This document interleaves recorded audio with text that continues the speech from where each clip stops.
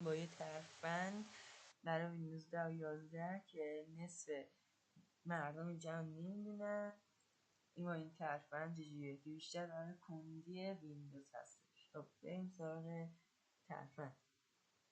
خب شما اگه کلید ویندوز و آ رو بزنید اینجا ران براتون اجرا میشه. اینجا شما یه دستوری هست که خیلی حجمش زیاده برای لپتاپ، کل اون شما کپی کنید خیلی برای لپتاپ خوبه.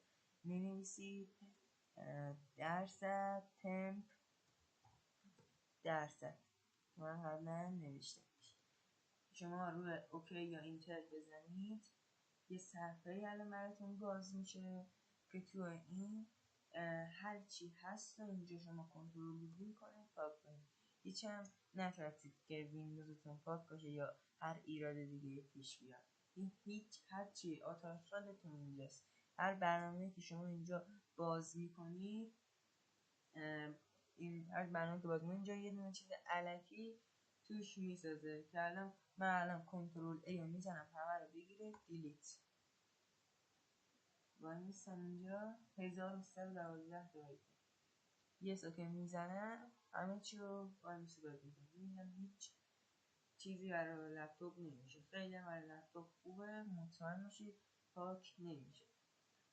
حالا ما میگیم سراغ دسته دوم. اینجا دوباره کنترل آ رو میزنیم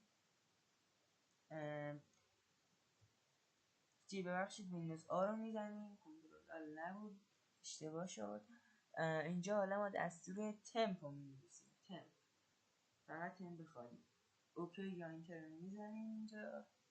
اینا هم هر چی که اینجا هست اینا هم همش الکیه. همه رو بزنیم اینجا کنترل ای دیلیت. اینا هم همش الکیه. هیچ چی نمیشه اصلا نگران نباشید. میبینید که داره پاک میکنه. اگه همچین فایل اومد اینا رو برای نمیذاره پاک بکنه. نمیدونم چرا حالا اما مهم نیست. شما این تیکشو بزنید اسکو بزنید هیچ اتفاقی هم نمیفته. اینم تیکشو بزن اسکی اینم نمیذاره. همین فکره و همین سادگی میبینید که لپتاپ هیچ ایرادی هم پیدا نکرد. اگه میدونستین عدد 1 رو بفرستین، اگه نمیدونستین عدد 2 کامنت ها برامون ارسال کنید.